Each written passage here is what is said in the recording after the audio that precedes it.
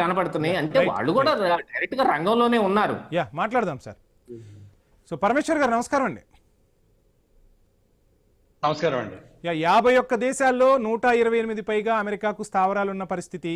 So ఎక్కడికక్కడ మొన్న వెనుజులా, ఇప్పుడు ఇరాన్. సో ఒక్కొక్క దేశాన్ని టార్గెట్ చేసుకుంటూ అమెరికా ముందుకు పోతుంది. అక్కడున్న వనరులు కానివ్వండి, అక్కడ తమకు నచ్చిన అధికారులు లేదంటే అక్కడున్న నాయకులు తమకు నచ్చకపోతే అక్కడ రీప్లేస్ చేస్తున్న పరిస్థితి. అంటే మొత్తంగా పప్పెట్లను పెట్టి పాలన సాగించాలి, అమెరికా ఏం చెప్తే అది వినాలన్న ధోరణి కొనసాగుతోంది. సో ఏ విధంగా ఉండబోతున్నాయి ప్రపంచవ్యాప్తంగా ఈ పరిణామాలు? ఒకవైపు రష్యా ఉక్రెయిన్ వారు నడుస్తుంది, అటు చూస్తే ఆఫ్ఘనిస్తాను పాకిస్తాన్కి సంబంధించి కొనసాగుతున్న పరిస్థితి. మరొక వారు ఇప్పుడు తెర మీదకి వచ్చినట్టే కదా. కరెక్ట్ అండి. అంటే ఇది మనకి భాగవతంలో కృష్ణుడు అర్జునుడితో అంటాడు, సంస్కృతంలో ఉంది ఒకటి, అవశ్యమేవ భోక్తవ్యం కృతాకర్మ శుభాశుభం అని. అంటే నువ్వు ఏం మంచి కర్మ చేసినా ఏం చెడు కర్మ చేసినా నీ దగ్గరికి వస్తుంది అని.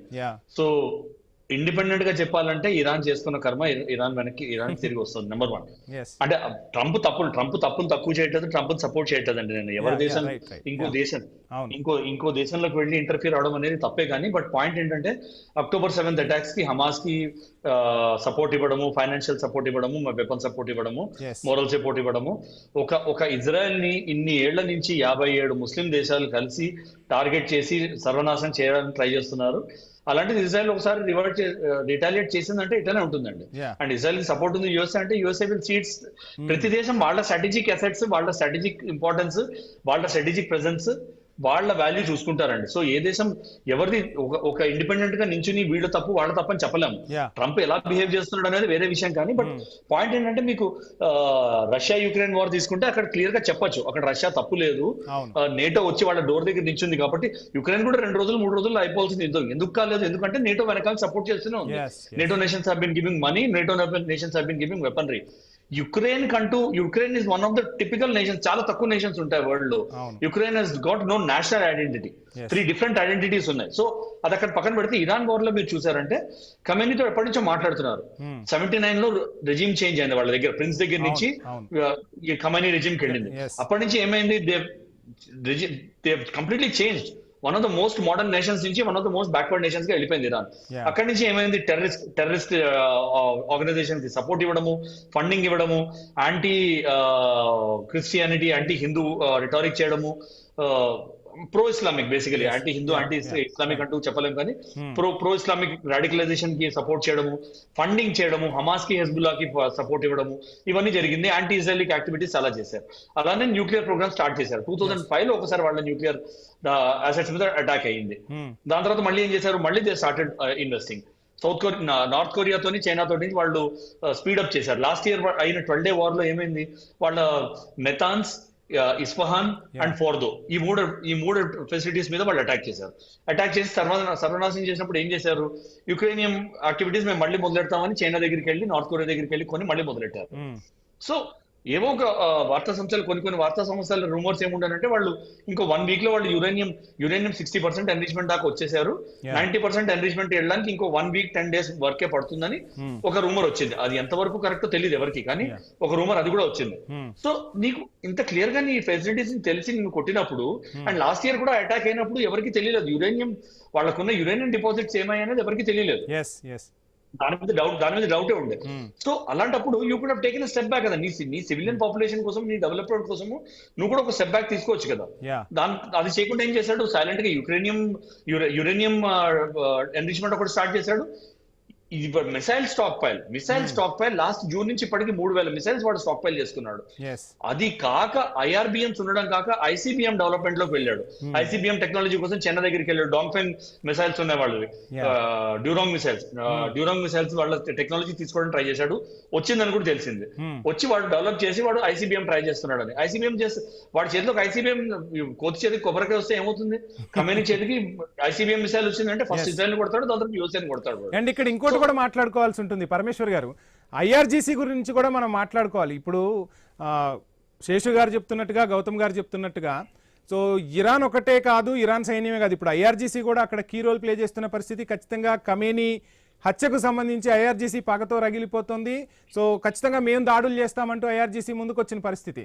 సో ఏంటి అసలు ఈ IRGC కంట్రోల్ చేయగలుగుతారా ఇప్పుడు, లేదు ఇంకా ఫాస్ట్గా ఇంకా IRGC యాక్షన్స్ తీసుకోబోతుందా ఇరాన్లో? మీరు correct. So IRGC involvement. So ఇప్పుడు మీరు చూడాల్సిందంటే క్విక్లీ వాళ్ళు టార్గెటెడ్ ఎట్లుంది యుఎస్ఏది, ఇజ్రాయెల్ది, వాళ్ళ ఉన్న లీడర్షిప్ ని, పాసిబుల్ సక్సెసర్స్ ని అందరినీ చంపేసుకుంటూ వస్తున్నారు ఇవాళ. I think I don't know if you're following news, Khomeini wife ని కూడా చంపేశారు, బగేర్జాదే ఆవిడ పేరు, ఆవిడని కూడా చంపేశారు. That is also been confirm.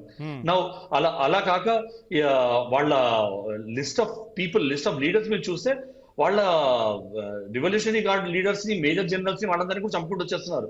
మీరు సక్సెషన్ లో చూస్తే అలీ షంఖాని ఒక సీనియర్ ఐఆర్జీసీ లీడర్ ఉన్నాడు, మొహమ్మద్ పక్పోర్ అని ఒక ఉన్నాడు, సలే అసాది అని ఉన్నాడు, అట్లా పేర్లు 8 పేర్లు ఉన్నాయి, అజీజ్ నజీర్ జాదే అని ఉన్నాడు. వీళ్ళందరినీ వీళ్ళు చంపుకుంటూ వస్తున్నారు. ఎందుకు వస్తున్నారు? To create a succession vacuum. That is a target. To create a succession vacuum. And then ఏం చేయొచ్చు, మిగతా వక్తలు అన్నట్టు పపెట్ రెజిమ్ పెట్టచ్చు. పపెట్ రెజిమ్ అంటే ఎవరు? పపెట్ రెజిమ్ పెట్టాలంటే మోస్ట్ ఆబ్వియస్ ఎవరు వస్తారు? మీరు క్రౌన్ ప్రిన్స్ రెజా పాల్వీ ఉన్నాడు అక్కడ, ఎప్పటి నుంచో దాక్కుని ఉన్నాడు యుఎస్ఏ లో. క్రౌన్ ప్రిన్స్ 79 లో పారిపోయినాడు. Reza Pahlavi is English speaking pro US leader.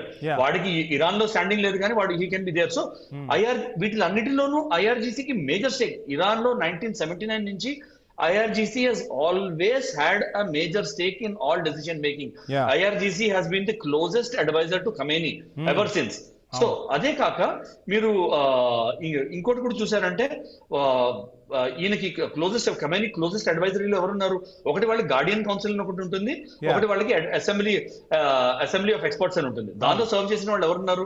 Ali Larijani once again is an ex IRGC leader. వీళ్ళందరూ సక్సెషన్ లో మీకు రెజా పాల్వీ ఒకడు, అలీ లారిజానీ ఒకడు, దాని తర్వాత మసూదీ ఖమేనీ ఉన్నాడు, ఆయన కొడుకు, రెండో కొడుకు ఆయన. వీళ్ళందరి పేర్లు వస్తున్నాయి. అలా కాక అలీ రిజాబీ ఒక ఆయన ఉన్నాడు. సో వీళ్ళందరి పేర్లు వస్తున్నాయి. సో వీళ్ళందరూ ఎక్కడున్నారు?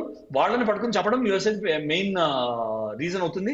And IRGC is going to, until and unless complete succession of IRGC complete అయ్యేంత దాకా IRGC is going to have a major stake in any Iran government formation or any bargain for independent government Iran. అందుకే Netanyahu ఇంకా Trump ఏమంటున్నారు? ఇది golden opportunity Iran people కి. వాళ్ళు పైకి ముందరకు వచ్చి పవర్ ని టేక్ ఓవర్ చేయాలి, చెయ్యకపోతే they will lose a golden opportunity అంటున్నారు. One way they are right. అంటే వాళ్ళు ఏమంటున్నారు ఇండైరెక్ట్ గా? ఖమేనీ ఫ్యామిలీని కానీ లేకపోతే ఐఆర్జీసీని కానీ వైపు కానీ చూడకండి. ఎందుకంటే వాళ్ళ వైపు చూసారంటే rain of terror is going to come back. అదే ఓల్డ్ టైం మళ్ళీ రిటర్న్ వస్తుంది. అది రిటర్న్ తెప్పించుకున్నారంటే మీ కర్మ మీరే చూసుకోవాలి, దాని తర్వాత మేమేం చేయలేం అన్నట్టు ఒక ఇండైరెక్ట్ మెసేజ్ ఇస్తున్నారు. Which also means America doesn't intend putting feet on ground in Iran. Afghanistan లోను వాటిల్లో పెట్టినట్టు ఆర్మీని పెట్టే ఉద్దేశం ఆయనకి లేదు. Aerial attacks, stand off attacks, naval attacks చేసి ఆయన దూరం తొలగిపోయే ఉద్దేశం ఉంది ఆయనకి. ఫీట్ ఆన్ గ్రౌండ్ పెట్టానంటే మళ్ళీ నాకు ఆఫ్ఘనిస్తాన్ లో అయినట్టు అవుతుంది, అది నేను పెట్టే ఉద్దేశం లేదని ఒక ఇండైరెక్ట్ గా ఆయన మెసేజ్ ఇస్తున్నాడు.